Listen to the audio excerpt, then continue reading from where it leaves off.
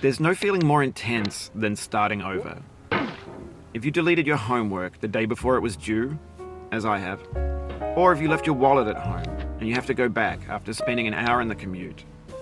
If you won some money at the casino and then put all your winnings on red but it came up black. If you got your best shirt dry cleaned before a wedding and then immediately dropped food on it. If you won an argument with a friend and then later discovered that they just returned to their original view. Starting over is harder than starting up. If you're not ready for that, like if you've already had a bad day, then what you're about to go through might be too much. Feel free to go away and come back. I'll be here.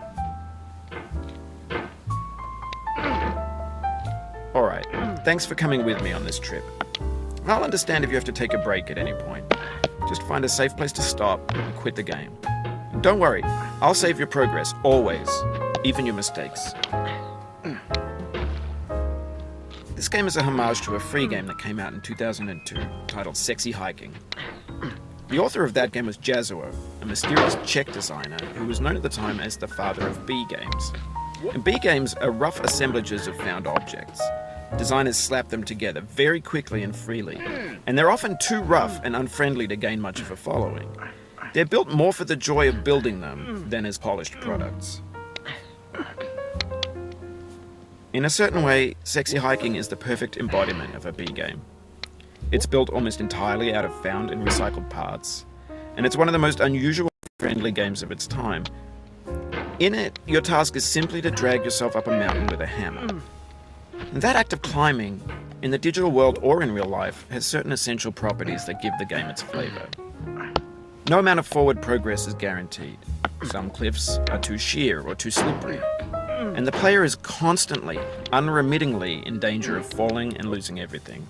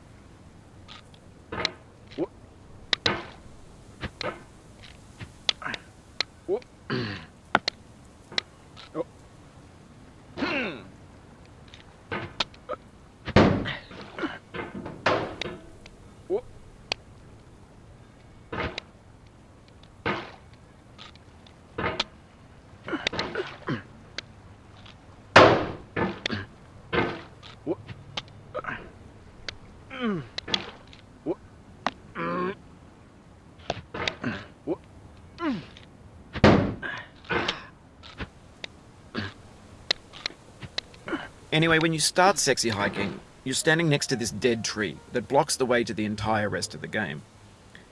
It might take you an hour to get over that tree, and a lot of people never got past it. You prod and you poke at it, exploring the limits of your reach and your strength, trying to find a way up and over. And there's a sense of truth in that lack of compromise. Most obstacles in video game worlds are fake. You can be completely confident in your ability to get through them once you have the correct method or the correct equipment or just by spending enough time. In that sense, every pixelated obstacle in Sexy Hiking is real. The obstacles in Sexy Hiking are unyielding, and that makes the game uniquely frustrating. But I'm not sure Jazuo intended to make a frustrating game. The frustration is just essential to the act of climbing, and it's authentic to the process of building a game about climbing. A funny thing happened to me as I was building this mountain. I'd have an idea for a new obstacle, and I'd build it, test it, and it would usually turn out to be unreasonably hard. But I couldn't bring myself to make it easier. It already felt like my inability to get past the new obstacle was my fault, as a player rather than as a builder. Imaginary mountains build themselves from our efforts to climb them, and it's our repeated attempts to reach the summit that turns those mountains into something real.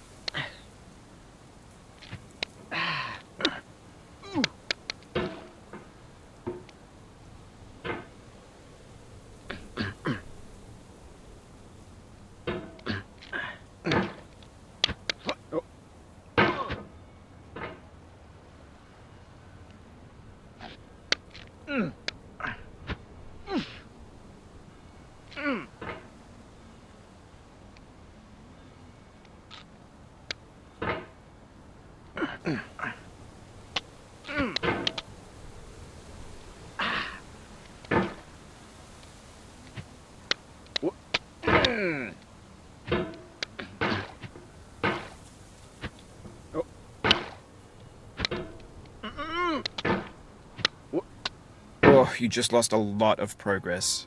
That's a deep frustration, a real punch in the gut.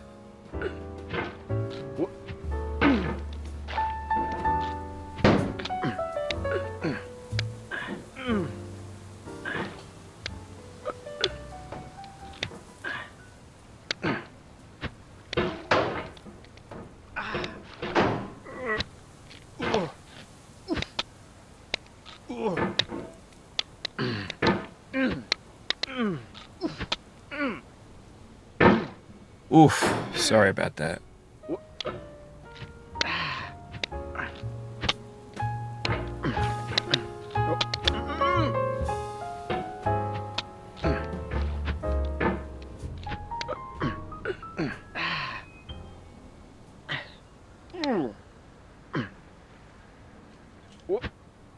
Oh, it happened again.